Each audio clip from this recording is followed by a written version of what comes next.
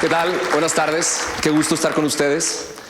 Soy una persona a la que le gusta llamarle a las cosas por lo que son, utilizar el nombre de las cosas para referirme a ellas. Muchas veces esto me ha puesto en situaciones incómodas porque suelo ser muy directo y a algunas personas como que no les parece. Mi mejor amiga hace poco tiempo me presentó un libro que es de este cuate que parece que está salido de una película muy extravagante y muy flamboyante. Él se llama Clotaire Raphael y perdón si pronuncié mal el nombre, pero mi francés está bien oxidado. Su libro lo que pretendía hacer era ponerle nombre a las culturas, definir a un país después de haber hecho estudios antropológicos, estudios sociales, estudios culturales, poner la esencia de un país en una sola palabra. Él utilizaba verbos para todas estas culturas. Y al ser humano por excelencia le gusta sentirse especial, le gusta sentirse diferente. Entonces, así como aviso, quizá a algunos de ustedes les podrá ofender lo que diga el día de hoy cuando se enteren de qué palabra se utilizó para definir a México y dirán, pero yo no soy así. O sea, quizá las personas que conozco, algunos pueden serlo, pero yo no. Pero definitivamente creo que existen patrones de comportamiento y patrones culturales que sí podrían definir en una generalidad a los mexicanos. Pero primero vamos a irnos con algunos otros países que a mí me gustaron mucho las palabras que se utilizaron. Por ejemplo, el ser. El ser se utilizó para definir a los ingleses. Eres lo que eres, literalmente. Por ejemplo, el pensar, eres lo que piensas, con los franceses. Con los italianos, eres lo que haces, actúas. Y aquí puse la manita porque ya todo se convierte en italiano nada más con hacerle así. Y con los alemanes, por ejemplo, se puso obedecer. Y cuando busqué alemán en Google, salió este cuate. Y pues definitivamente eso no te lo pones a menos que obedezcas a alguien que te dijo que te lo pusieras. Y lamentablemente, la palabra que se utilizó para definir a México, el verbo de nuestra cultura, fue aguantar. Es decir, tolerar, tener algo que te duele y aún así no hacer nada para cambiarlo. Y a mí se me hizo extraño, ¿no? Y me puse a leer un poco sobre la historia y me di cuenta que sí hemos aguantado y hemos aguantado un chorro. Hemos aguantado a distintos tipos de personas y lamentablemente hacemos cosas que alimentan que este tipo de aguante siga sucediendo. Y ustedes se preguntarán, madres, el país lleva siendo así un chorro de tiempo, está siendo así actualmente, ¿seguirá siendo así? ¿Realmente puedo hacer algo para cambiarlo? Si cambio yo, ¿cambiará lo demás? Y justamente es lo que quiero platicar con ustedes, porque también cuando hemos visto casos de aguante, hemos visto dolores que sufrió el país y que nos han llevado a hacer cosas impresionantes. Ustedes lo vivieron muy de cerca, si es que todos los de aquí son de Puebla. El 19 de septiembre del 2017, el país se sacudió de una manera tan fuerte que casi 4,000 familias terminaron sin hogar, que hubo más de 400 muertos, o al menos esa es la cantidad que se dio a conocer, porque seguramente fueron muchos más. Se vieron imágenes como esta que nos llenan de tristeza. Yo en ese entonces estaba fuera del país y la piel se me puso chinita cuando en las noticias empecé a ver lo que había sucedido. Afortunadamente, el día que México se cayó, los mexicanos se encargaron de levantarlo, porque también vimos cómo todo un país se movilizó haciendo cadenas humanas para sacar escombros y sacar cuerpos de entre ellos. Si no estabas en las ciudades donde había temblado, como quiera, hacías cadenas humanas para sacar víveres que la gente recolectaba de buena fe, para que la gente tuviera que vestirse, que comer, que beber. Y no te tienes que ir tan lejos con esas acciones. La gente en la Ciudad de México, estoy seguro que en Puebla también sucedió, solo le quitaban la clave a su Wi-Fi para que la gente en las calles tuviera una manera de comunicarse con las personas que no encontraban. Y la pregunta que yo me hago después de haber visto esto, después de haber visto las dos caras de un país que aguanta y un país que actúa, y me la pregunto constantemente y aún no encuentro la respuesta. Quizá ustedes la tengan, pero les dejo que se la lleven a su casa. Tenemos que esperarnos a que pase algo de esta magnitud para darnos cuenta que si le exigimos al gobierno sí nos hace caso y que si dejamos de ser indiferentes las cosas sí pueden cambiar. Para darnos cuenta que en la unión está la fuerza y que si actuamos y dejamos de quedarnos sentados nada más criticando lo que sucede, algo positivo y algo que transforme al país puede ser logrado y depende de todos nosotros. Imágenes de cómo había tumultos de gente cantando El Cielito Lindo porque habían sacado el último cuerpo que se había registrado en ese lugar. de una bandera izándose y gente cantando el himno nacional, celebrando que muchas manos lograron cambiar las vidas de algunos que habían quedado atrapados. Y de todo esto, de toda esta observación y análisis, me puedo llevar una palabra. Y quiero compartírselas porque es una palabra que para mí es de suma importancia y que si todos la pusiéramos en práctica todos los días, una historia diferente estuviéramos viviendo. La palabra es movimiento. Para mí el movimiento es importante por muchísimas razones.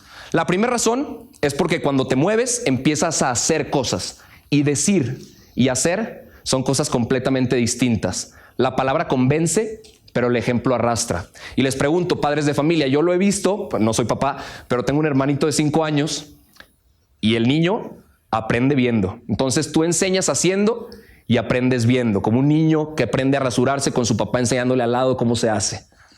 La segunda razón es porque cuando te mueves con el suficiente esfuerzo, empiezas a sudar, empiezas a hacer esfuerzo, empiezas a sudar, y la suerte es dividendo del sudor. Mientras más sudo, más suerte tengo. Fíjense qué curioso. Mucha gente se pregunta, ¿de dónde sale la suerte? Porque este cuate que aparentemente hace lo mismo que yo, tiene tanta suerte en lo que está haciendo. Porque esa persona decidió moverse en los lugares correctos, que lo hizo prepararse para tomar las oportunidades correctas. Entonces ahí te das cuenta que la suerte la vas construyendo tú mismo en el camino. La tercera razón es porque cuando te mueves empiezas a conocer lo que hay allá afuera. En finanzas hay 2 palabras que me gustan mucho, que es la incertidumbre y el riesgo. La incertidumbre es lo que sabes que no sabes, y el riesgo es lo que no sabes que no sabes. Porque ni siquiera está a tu alcance de la vista, ni siquiera está en tu horizonte visual para darte cuenta que está allá afuera y no sabes a qué te vas a enfrentar. Entonces, cuando tú te propones arrancar algún proyecto, alguna meta y seguir algún camino, desde afuera puede que te estén vendiendo esto y de repente te das cuenta y dices, achis, no estaba tan fácil como parecía, mejor no me meto a eso, o me atrevo a hacerlo a pesar de las dificultades que este va a presentar. Siguiente razón por la cual moverse para mí es importantísimo, porque cuando te mueves te vas conociendo. Dicen que una de las cosas más difíciles en esta vida es el autoconocimiento, conocerte del todo, conocer qué te gusta, conocer para qué eres bueno. Y cuando te mueves empiezas a hacerte las preguntas correctas y eventualmente vas a tener las respuestas a esas preguntas. Te vas a preguntar, a pesar de lo fugaz que es esta vida, a pesar de que todos los días te tengas que concentrar en ser el mejor hijo, de ser el mejor amigo, de ser el mejor estudiante, de ser el mejor papá o mamá, te vas a preguntar si lo que estás haciendo en ese momento de tu vida te convence, de si te gusta, de si te está acercando a donde tú quieres estar. Martin Seligman es un psicólogo que define la felicidad con 3 niveles. El primer nivel de felicidad es la felicidad hedonista. O sea, cuando tú te comes una hamburguesa, cuando te comes unos tacos, híjole, lo disfrutas, estás feliz en ese momento. Pero un año después no te despiertas y dices, güey, hace un año me comí esos tacos. Eso no pasa. La felicidad hedonista fácil viene y fácil se va.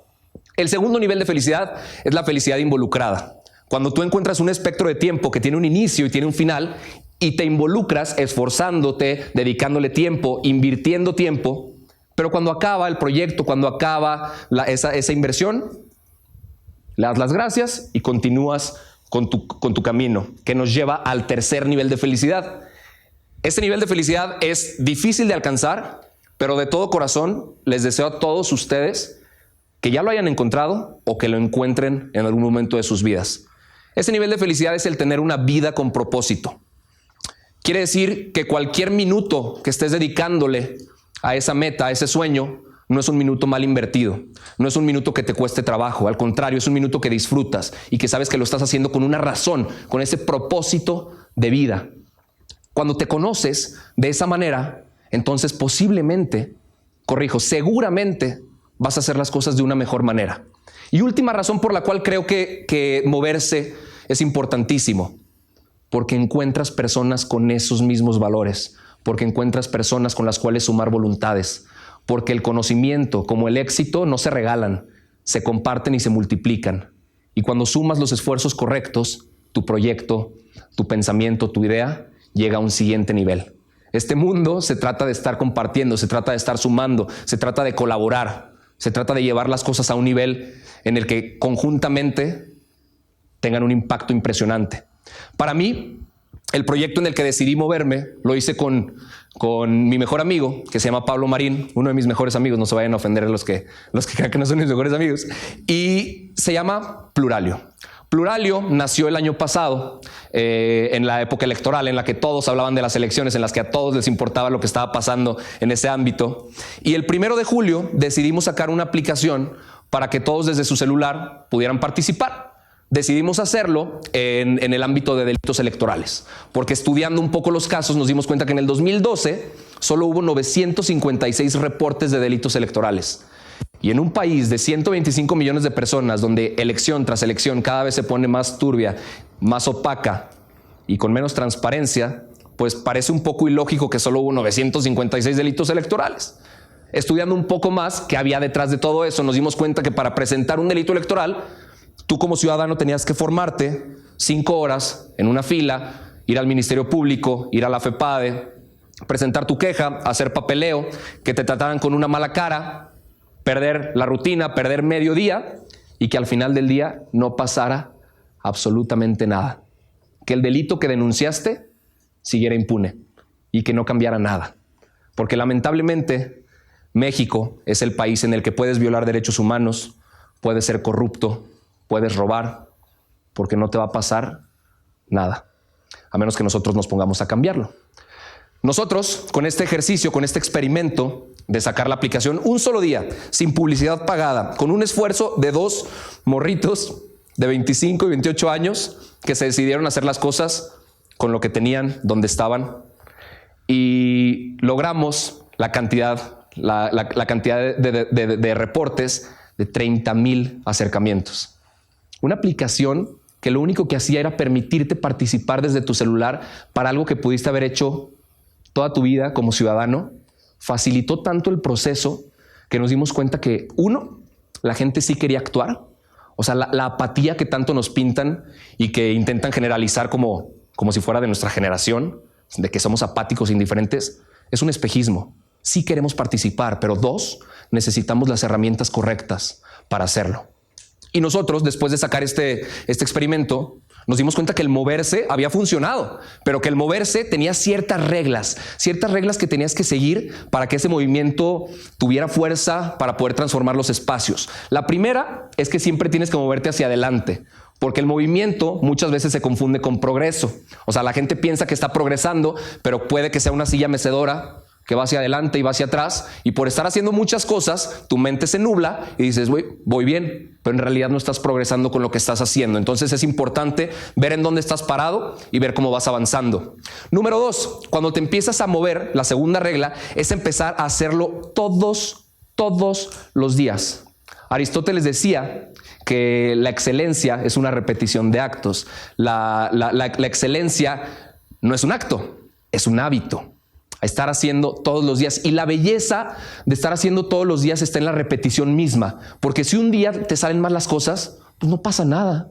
Al día siguiente lo vas a volver a hacer. Entonces te alcanza para corregir lo que estabas haciendo hasta ese momento. Tercer regla que nosotros encontramos detrás de ese movimiento. 1 siempre es más que 0. Nuestra aplicación no era perfecta. Lo que estábamos haciendo no estaba diseñado a la perfección, no tenía la mejor experiencia de usuario, no tenía el mejor diseño, pero 1 siempre fue mejor que 0. Hacerlo contundentemente sirvió para crear un impacto. No importa qué tan corto sea el camino, si pisas con fuerza, dejas huella. Y este fue el ejercicio que nosotros hicimos, y a mí me gusta englobar esta experiencia en una palabra, y esta palabra me hubiera encantado inventarla, pero a mí me la compartió mi mejor amiga, y Gaishido puede ser la clave para crear lo que se te antoje en esta vida. Gaishido es una regla de oro para mí en todo lo que hago en la vida. Gaishido es get your shit done, porque ahí entra la regla más importante de empezar a moverte hoy. Get your shit done. No más procrastinación, no más excusas, no más pretextos. Párate donde estás sentado y ve a buscar lo que te mereces en la vida. Después, no hay después. Después las cosas se enfrían, después tu interés cambia, después las personas cambian, después las personas envejecen y después pues ya se te pasaron las oportunidades y tú mismo te estás flagelando de no haberlas tomado cuando aún podías. Si aplicáramos todo eso a nuestra vida, quizá el verbo que nos define como mexicanos dejaría de ser aguantar. ¿Por qué no el mexicano que propone? ¿Por qué no el mexicano que mejora las cosas? ¿Por qué no el mexicano que crea nuevas oportunidades, que crea un nuevo ecosistema para que se den las cosas como nosotros quisiéramos? ¿Por qué no el mexicano que transforma? ¿Por qué no el mexicano que demuestra que sí podemos elegir, que sí podemos hacer bien las cosas, que nuestro metro cuadrado, así como este círculo en el que estoy parado, es suficiente para hacer lo que me toca y un poquito más? Independientemente de hablar en este conjunto de verbos definiendo un país, llevémoslo a algo más simple. Quizá hay un verbo que te define a ti como persona. Y si no estás contento, si no estás conforme con eso que te define, ve y cámbialo. Y si se te hace imposible, pues las cosas imposibles en realidad no existen. Todo es imposible hasta que se hace. Eso lo diría Nelson Mandela. Para terminar, y sin nada más que agregar, seré breve. Mereces más. Muchas gracias.